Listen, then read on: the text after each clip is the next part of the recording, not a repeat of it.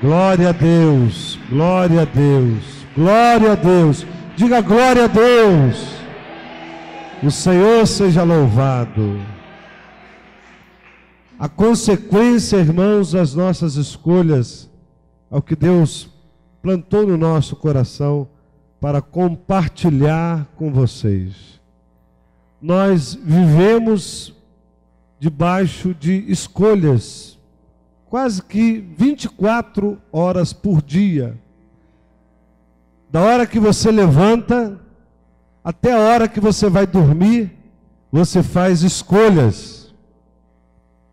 Você, quando acorda, você pensa: vou ao banheiro, ou vou trocar de roupa, ou vou à cozinha, vou tomar um banho ou não vou tomar o banho. Você faz escolhas.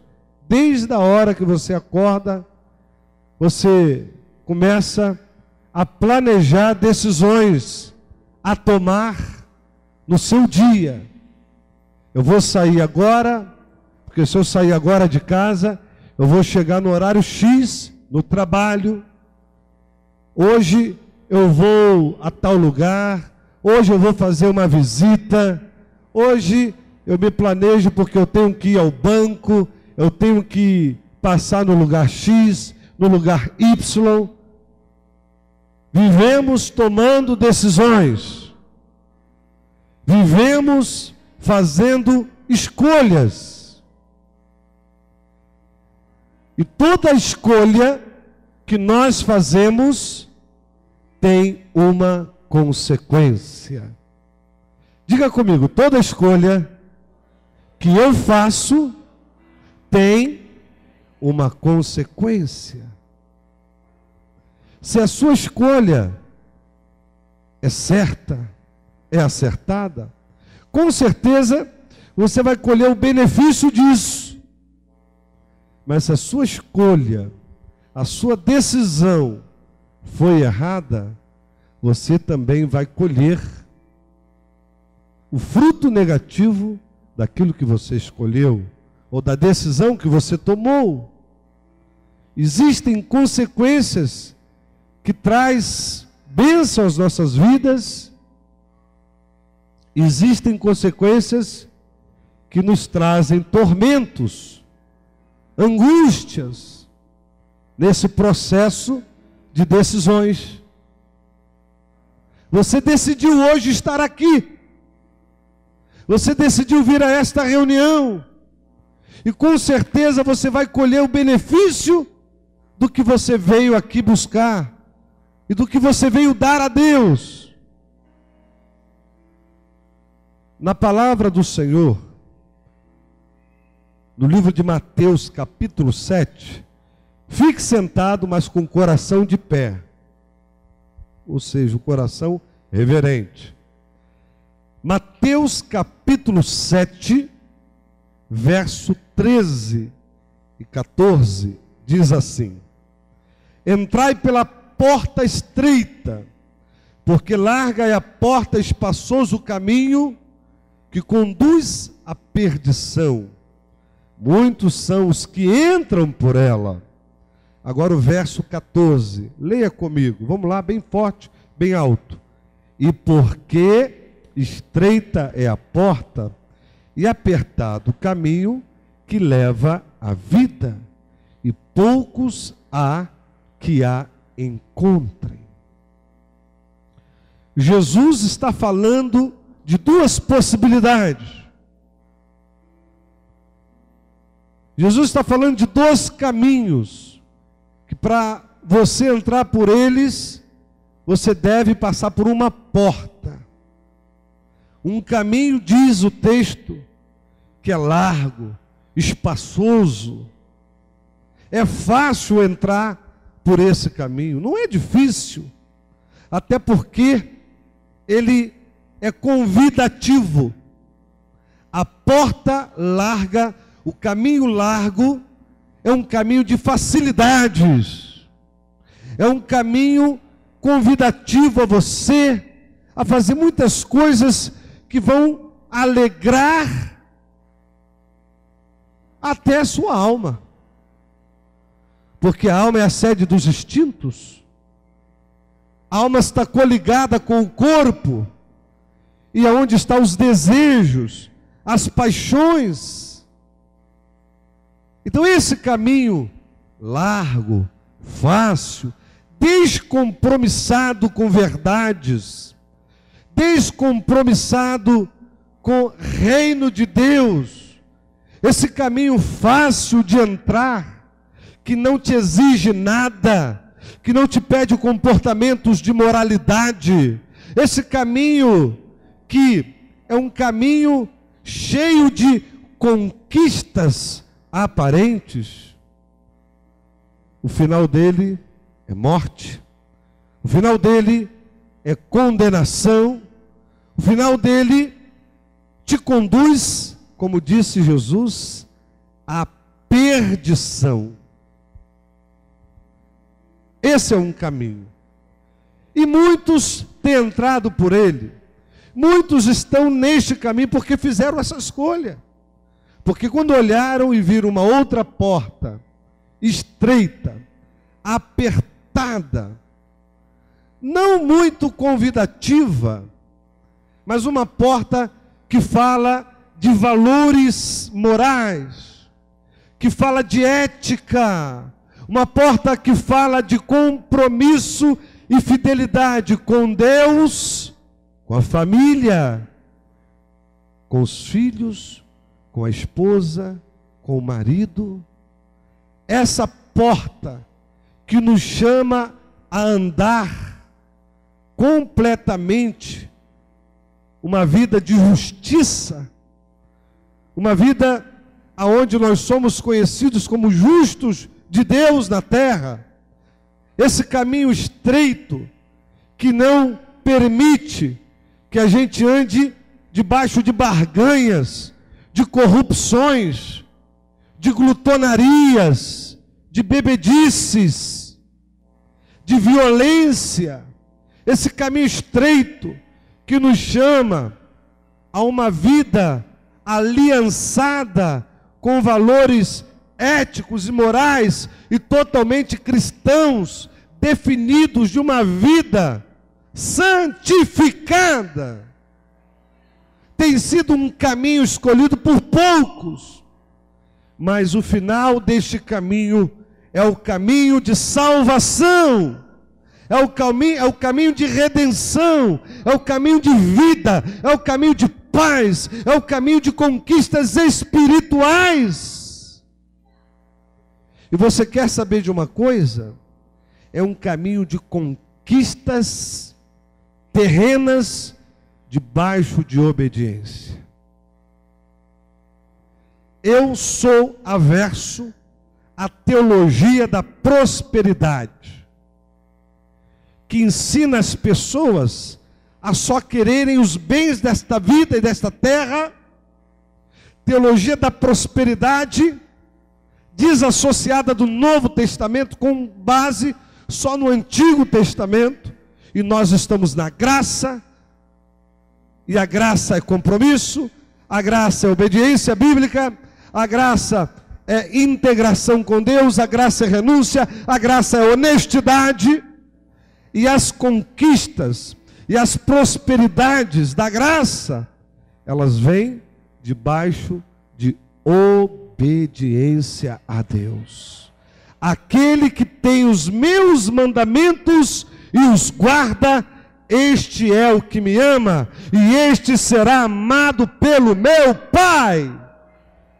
Então, meu irmão, você quer prosperidade, você quer conquistas nesta vida, comece obedecendo aos mandamentos de Jesus, porque a consequência dessa escolha é o Pai abrir as portas, as janelas dos céus, que no plural janelas fala de diversas fontes de bênçãos que Deus tem para mim e para você, por ter feito uma escolha diferenciada da maioria. Porque a maioria quer facilidades, a maioria quer escolher uma maneira de chegar lá na frente, primeiro do que todo mundo, barganhando, enganando, corrompendo e sendo corrompido, porque fizeram escolhas dessa natureza, e o final delas não é agradável.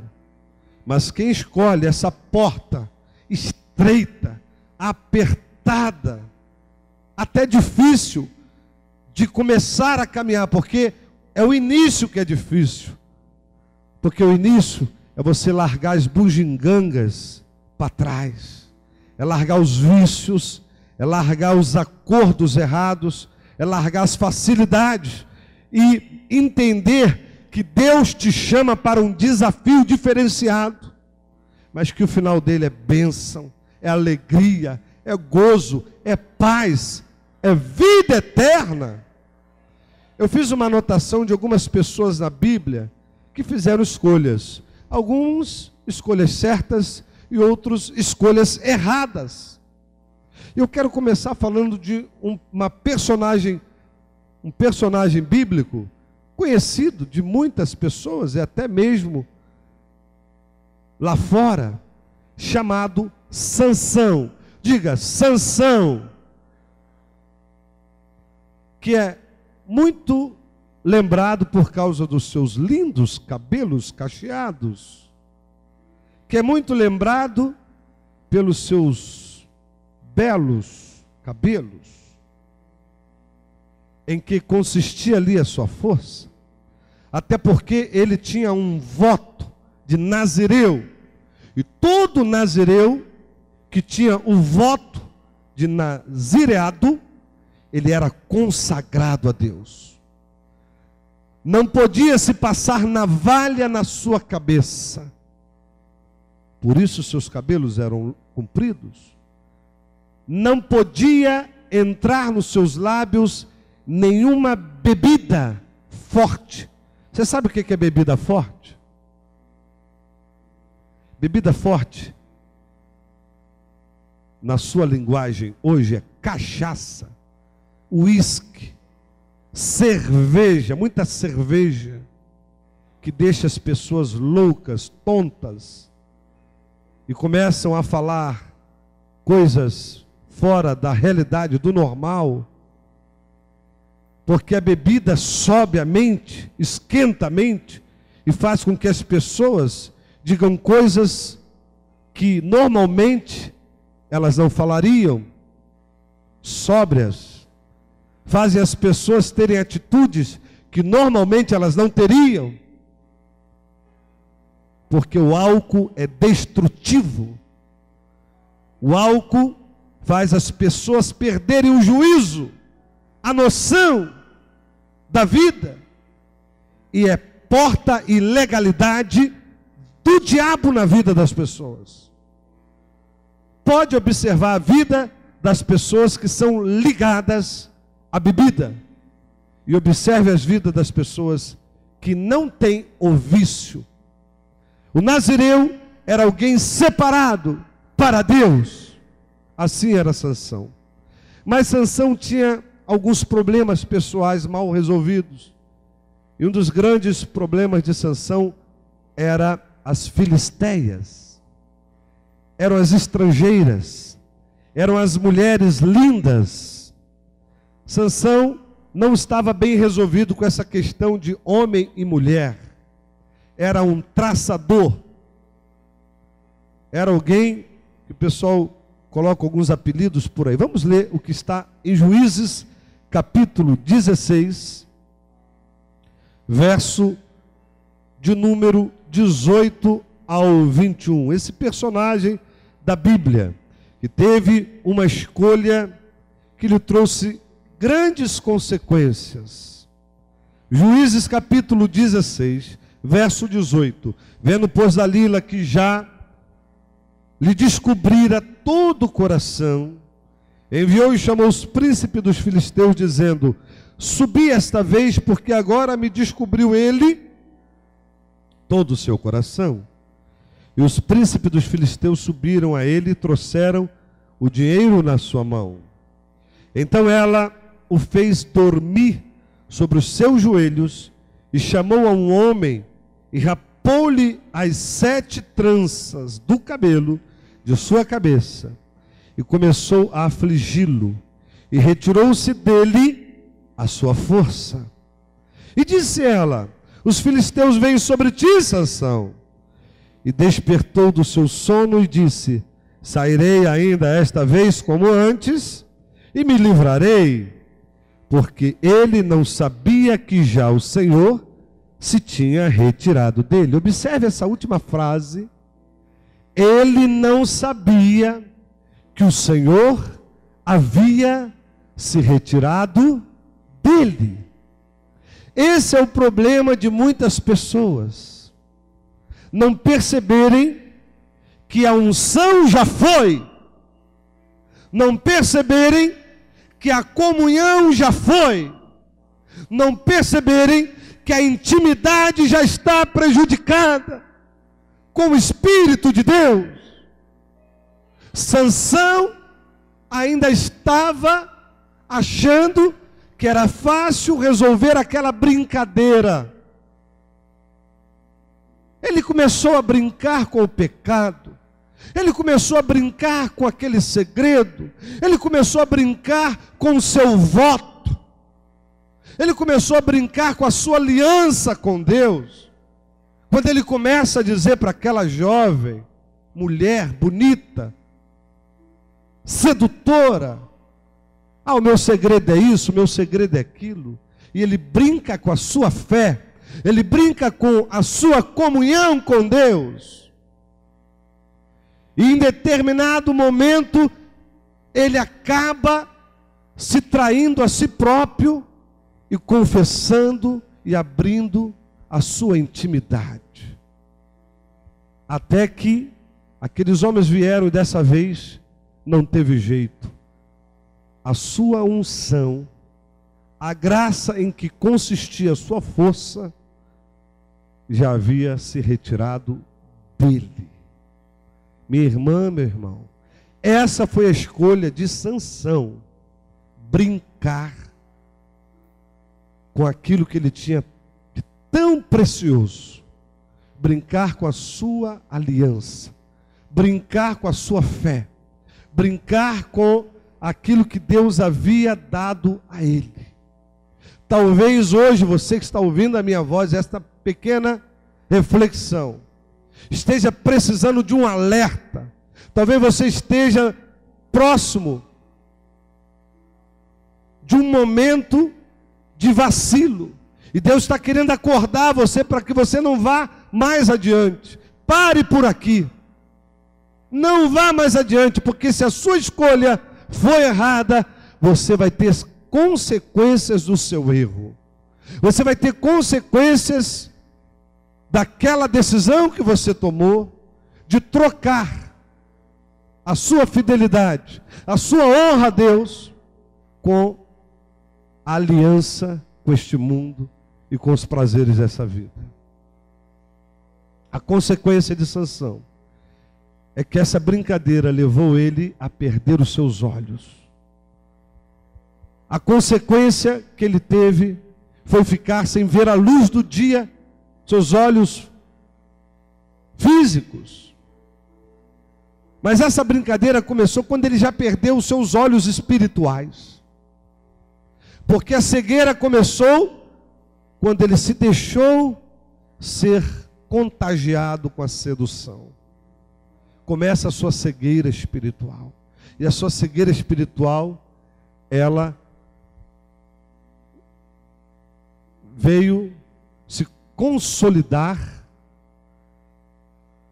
quando ele peca, abre o seu segredo, aqueles homens, os filisteus, o agarram e tiram os seus olhos.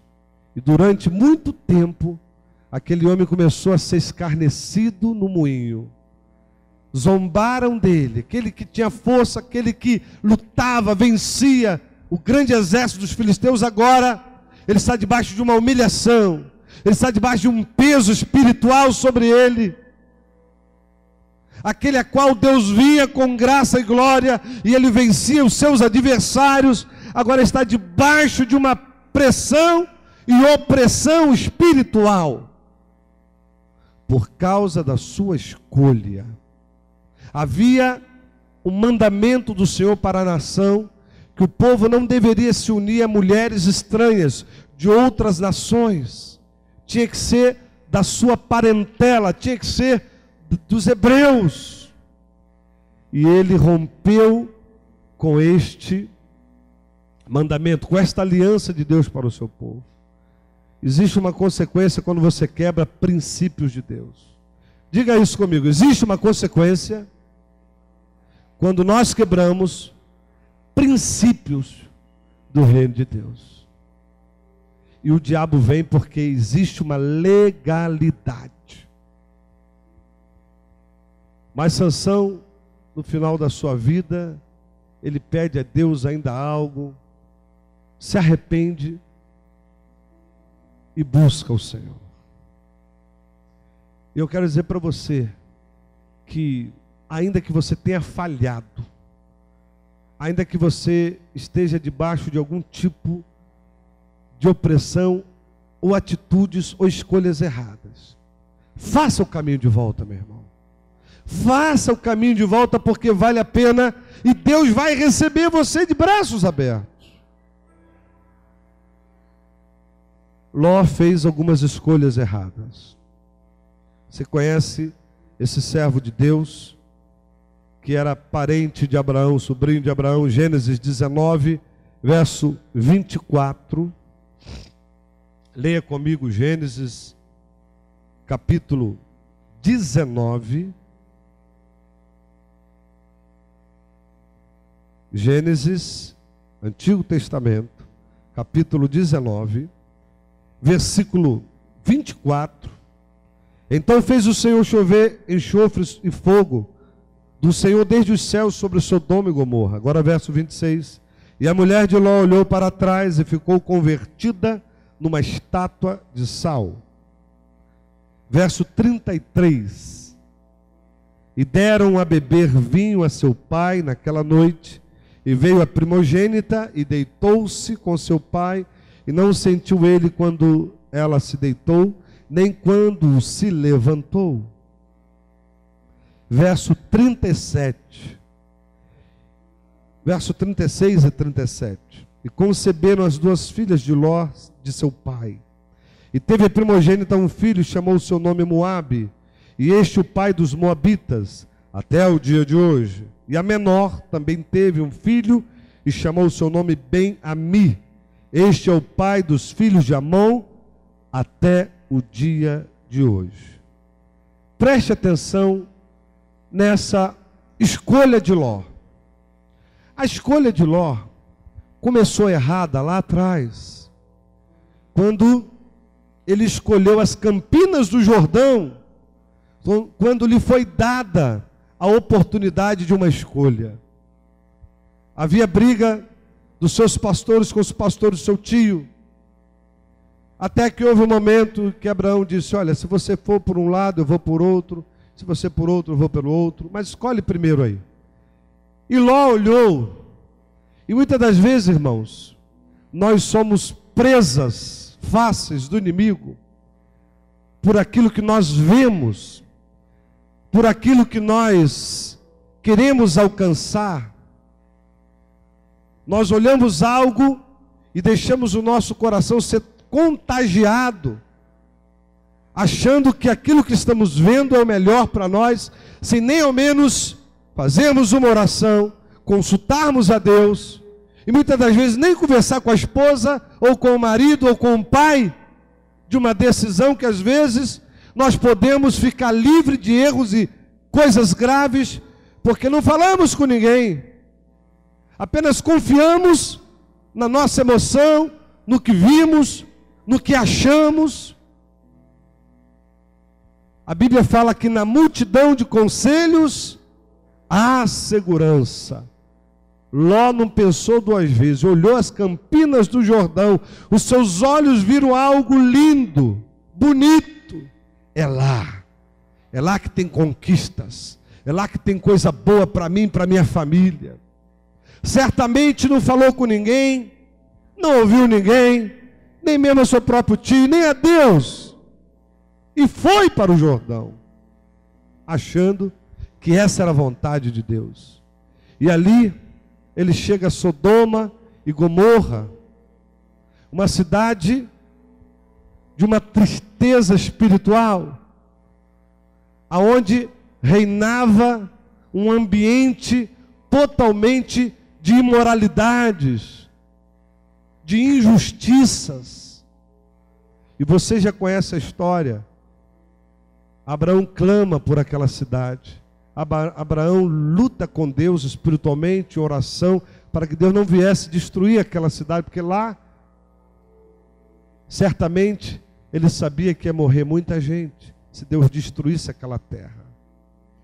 Até que, lá está Ló, e Deus envia os seus anjos para tirá-lo de lá. E Ló sai daquela cidade. A sua esposa olha para trás em desobediência, porque a ordem era seguir sem olhar para trás. E quem olha para trás está com saudade do seu passado. Quem olha para trás está com saudade de coisas que às vezes nós temos que deixar pelo caminho para trás, porque são coisas que nos puxam para o erro e não para a frente. Paulo disse: avançando, prossigo para o alvo, pelo prêmio da soberana vocação de Deus em Cristo Jesus. Quem está em Cristo Jesus avança. Quem está em Cristo Jesus não chora mágoas passadas. Quem está em Cristo Jesus não chora o leite derramado. Quem está em Cristo Jesus não